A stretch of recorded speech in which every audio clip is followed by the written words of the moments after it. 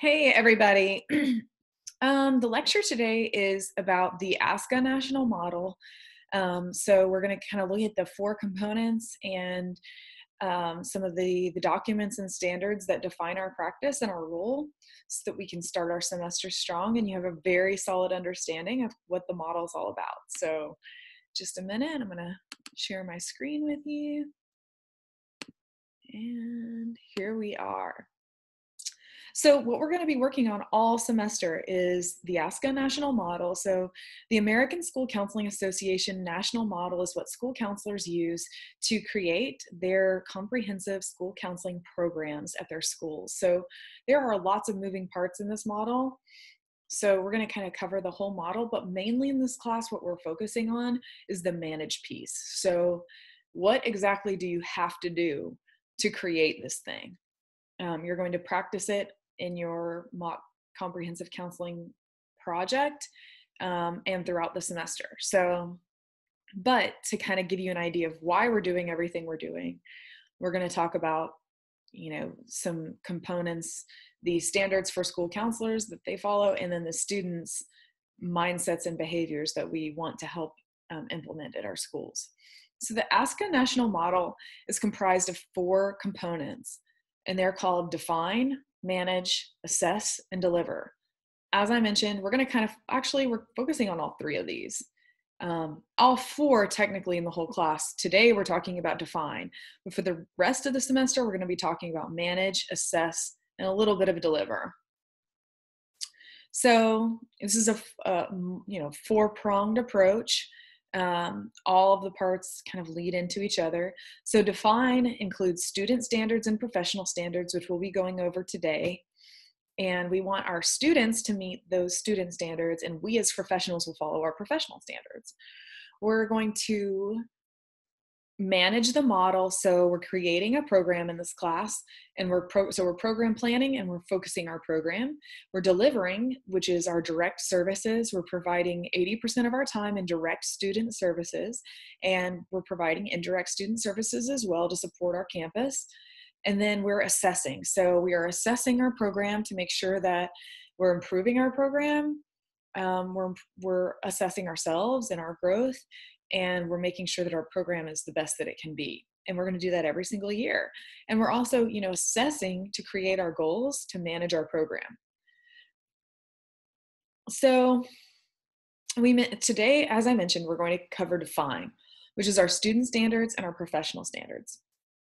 We'll start with our student standards. And both of these standards really define the role of the school counselor and the profession. So the student standards include the ASCA mindsets and behaviors for student success and K-12 college and career readiness standards for every student. And so these are the standards, and we'll touch in more detail on these later in a different module, a different week. But these are the standards that we want to make sure that each student has the qualities that help them grow into the best learners that they can become. And there's 35 standards, and we hope to address these standards in our comprehensive school counseling program throughout the course of their K-12 experience, addressing all 35, total, so that they get all of them by the time they graduate. And then we have professional standards, which is our ASCA ethical standards for school counselors.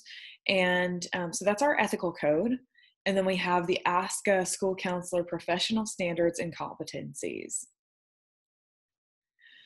So ASCA mindsets and behaviors, these are the student standards, are based on a review of research and college and career readiness documents created by a variety of organizations.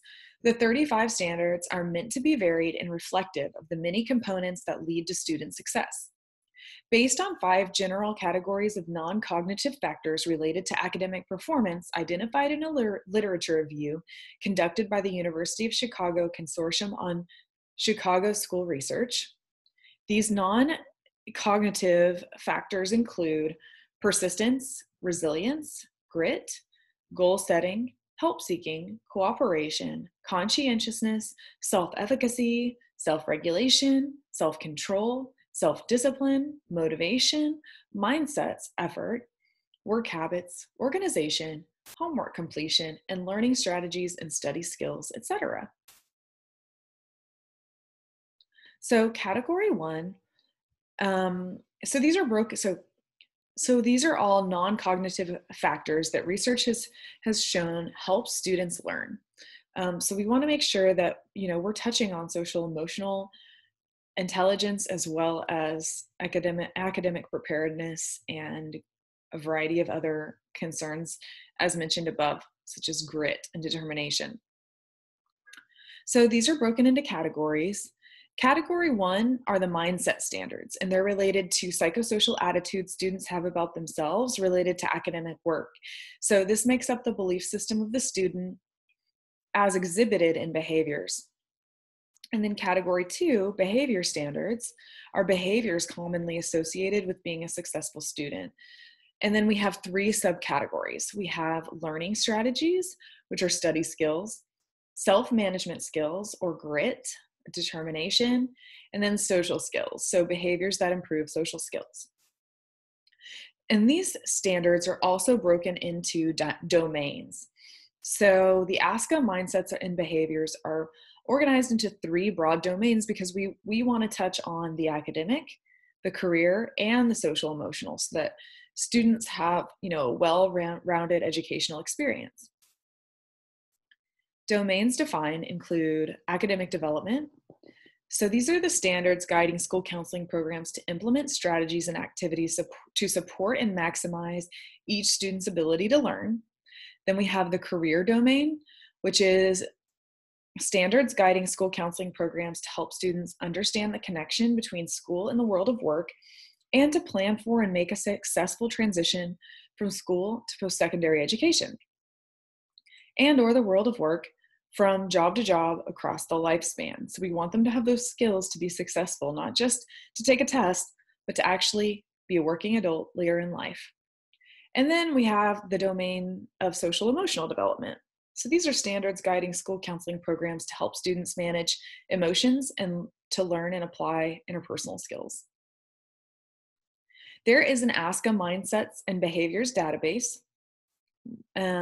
So the grade level competencies are housed in the ASCA Mindsets and Behaviors database at www.schoolcounselor.org/student competencies. So if you're looking for these competencies, go straight there.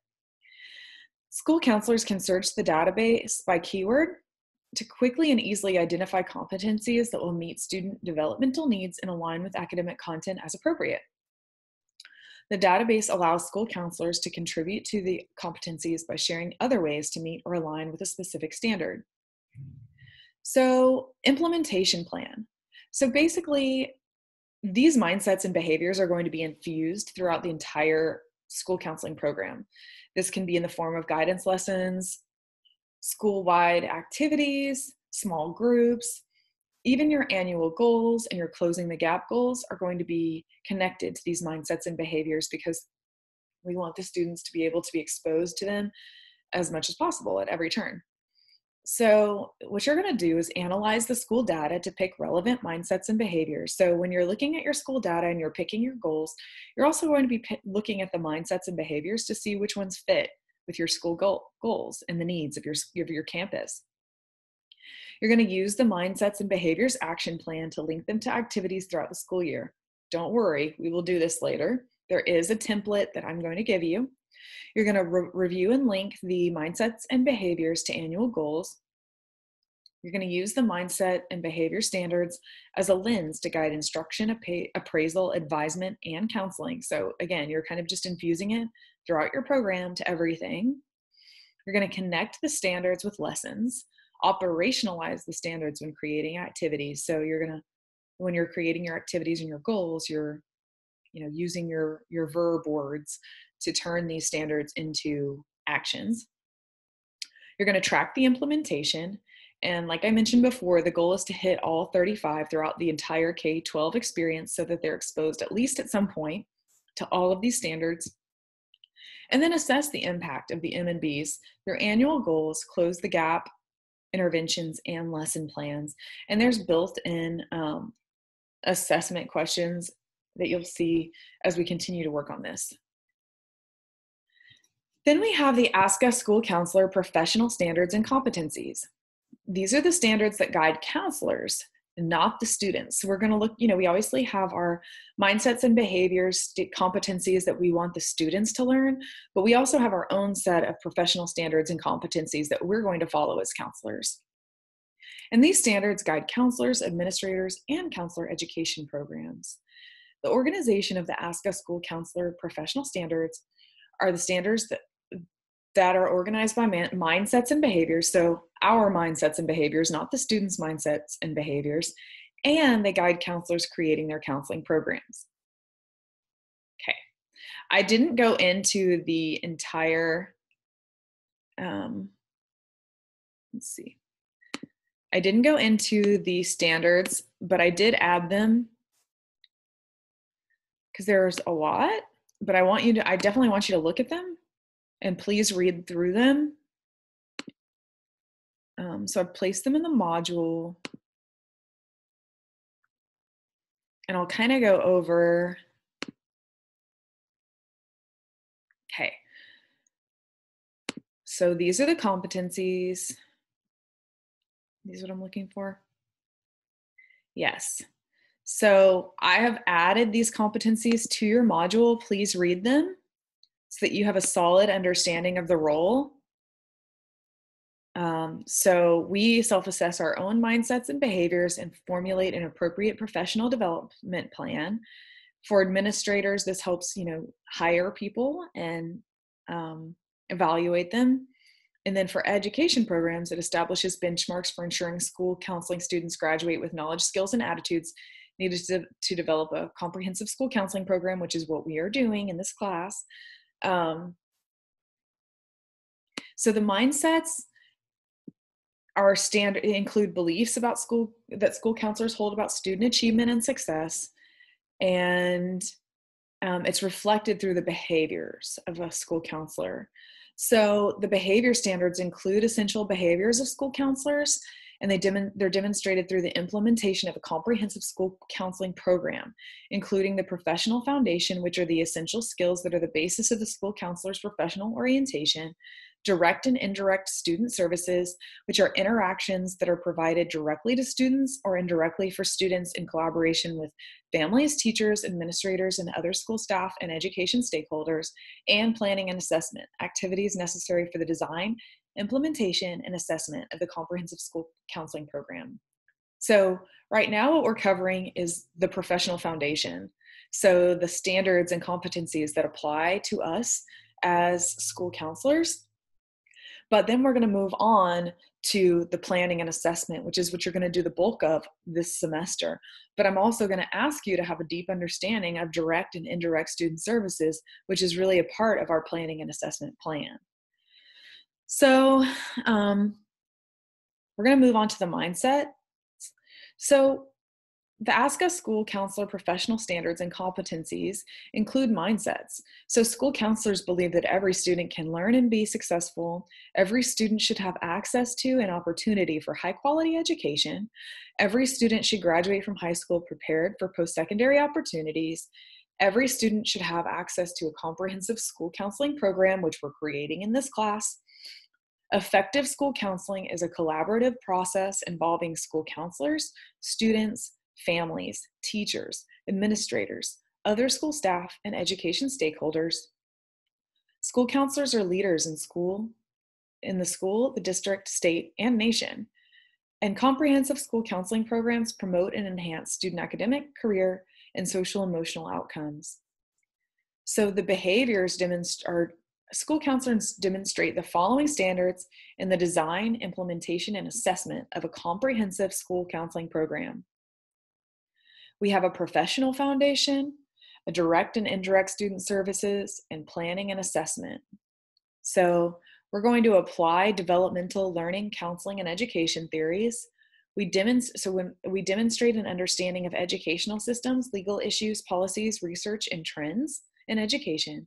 We apply legal and ethical principles of the school counseling profession. So please take a look at the ASCA, or American School Counseling Association Code of Ethics, that I provided in this module.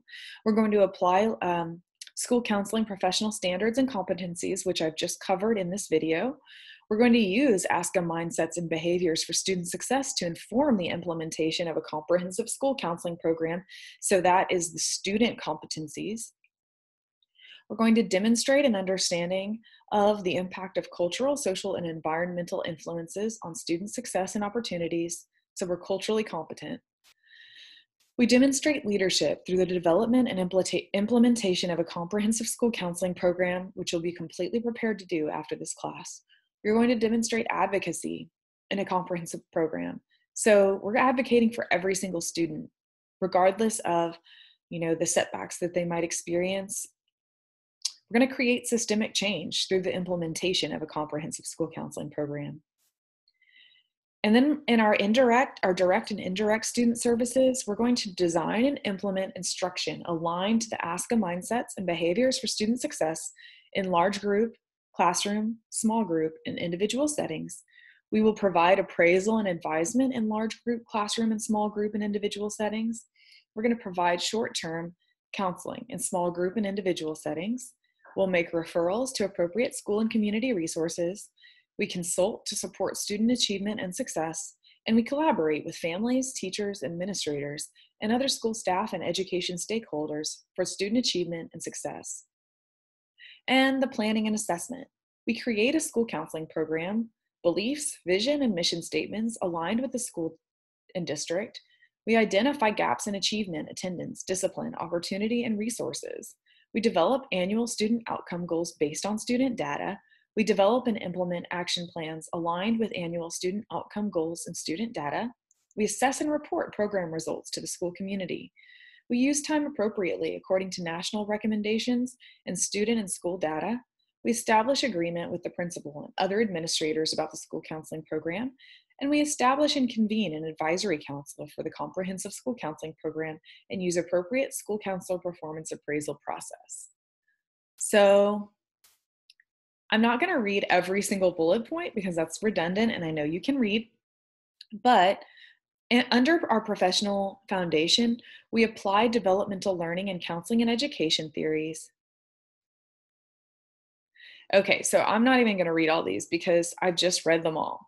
This is all from above. It breaks down each of these standards in detail. So just take a look at these and make sure you've read thoroughly, because this really is the document that defines the role of the school counselor. Okay.